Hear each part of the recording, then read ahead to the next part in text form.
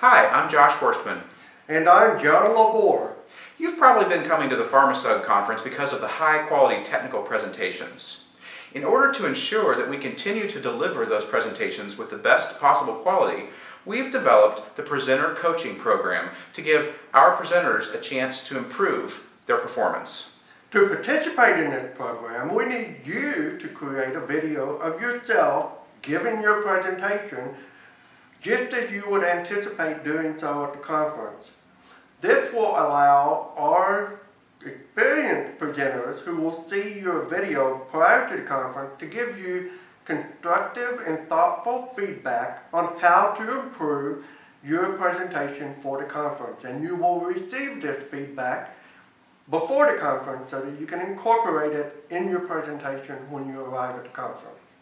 In order for our evaluators to be able to give the best possible feedback, we need a high-quality video from you in which we can see you, see your slides, and hear you. We've put together this short tutorial in order to allow you to produce a video that will meet these requirements. Hello, my name is Roger Muller. I'm making a presentation here today on how to prepare a pre-meeting video. This is a situation where the section chair of it, be a scientific, a computer meeting, or whatever, is asking that all speakers, in addition to sending their slides in for review, for formatting, quality, and all that stuff, that they actually send a video camera clip of them giving the presentation to show how they interact with it, etc. What kind of equipment do you need to do this? Well, something very simple or crude will work out just fine. Obviously, you need a computer with a PowerPoint presentation on. You need some sort of a stand, tripod, or whatever to hold that computer. I have a tripod here. Certainly a podium is fine, whatever you come up with. You need a camera. I've got a professional video camera back there. A DSLR camera with video capability, great. Going on down the line till eventually we get to smartphones. Smartphones are really not that good a video machine for this kind of stuff. They can be made to work, they can be adequate. Number one rule when you're using smartphones, throw some additional light on. They're not very good in low light. Number two, you must have an operator. Don't try any selfie stuff or anything like that. And as I mentioned, have a light available to throw onto the speaker. Doesn't hurt any place. I indeed do have a light up there that's lighting me up to help with the automatic exposure so that the computer screen doesn't win everything. And to simulate what goes on in a meeting room, this gets tough. What I've done is just use an ordinary television set. Obviously, the bigger the better. This is the biggest I happen to have access to today. If you had a projector, that'd be wonderful. But something where you can get that background to show your slides and your head, at least headshot in, is what you need to do to give that reviewer some idea of what's happening. Okay, what's that reviewer going to be looking for? Certainly the first thing is, are the slides easy to read? We've all been to meetings where there's way too much stuff on the slides. But in the presentation, they're also going to be looking at that. Is there a very clear statement up front of what this presentation is going to be covering, so far as to even give the take-home statements? And they will then be tuned in to listen for those statements and really pay attention to you. Give the presentation. Don't just immediately starting out to give in the presentation, or worse yet, some macro code for a SAS programming environment. Don't get too deep too fast. Set them up properly. And at the end of the presentation, tell them what you told them and give them the summary in the form of take-home points. Throughout all of this, watch your eye contact. John and Josh are going to be showing in 3 different presentations bad examples. Talking to the screen all the time. The only time the speaker remembers to come forward, oh, I got to change slides. Come up and fiddle with their computer. Oh, the audience. Well, there's still some out there, but I don't think there's quite as many as there were. And some of those are asleep. I need to liven it up. It gives you that opportunity. Don't always be looking at that. That is very important. Remember, KISS, K-I-S-S. Keep it simple, stupid. I have many years of education, academic backgrounds, PhD included. Never once did anyone teach me how to speak to non-technical audiences that were not deeply interested and almost knew automatically what I was going to say when I went up there.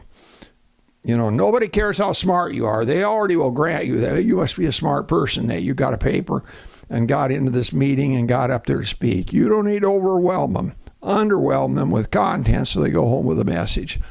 Less is more. How many times have you heard that? Dump too much on them and more becomes less in terms of take home. Overarching the presentation, remember the word tell. Tell them right up front what you're going to tell them. Number 2, in the presentation, you tell them. And number 3, you wrap up by telling them what you told them and make sure those take-home points are in that. Thank you. My name's Roger Muller. Wish you well in preparing your video for your paper and on the paper itself. Introduction. Conditional logic found in nearly every SAS program. If then else is our primary tool.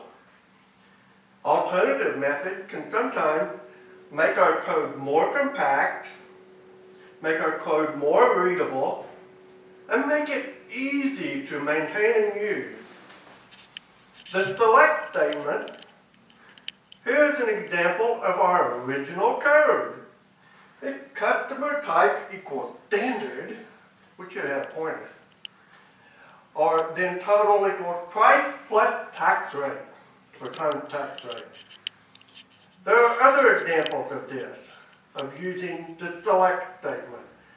Here, you can see each when expression compared against select expression, and the first true comparison matches the corresponding statement executed.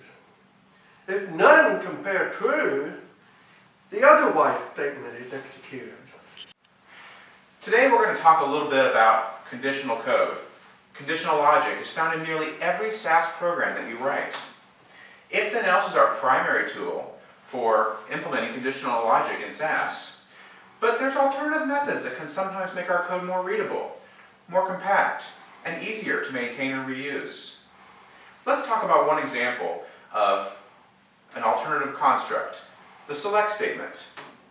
I'm sure many of you are familiar with the select statement, and here's an example of some code that uses the select statement. You can see in this code that each when expression is compared against the select expression. The first one that matches true, those statements are executed. And if none of them compare true, then the otherwise statement is executed. If there's no match and there's no otherwise, then you get an error in your SAS log, so that's something to be careful about. Let's talk a little bit about the if-c and if-n functions. You may not be familiar with these functions. If-c returns a character expression, a character value I should say, based on whether an expression is true, false, or missing. That's probably enough. Alright, so now for the bad example. So the if-c function returns a character value based on whether an expression is true, false, or missing. And if-n returns a numeric value based on whether an expression is true, false, or missing. One's character and one's numeric. And the third argument is the value that's returned when it's missing. And now here's an example using the if-n function. And you can see from this example that the total is equal to the price times this call to the if-n function here. Now I call the if-n function, and the first argument is customer type in preferred or government. So if that's true, then it's going to return this. And if that's false, then it's going to return this.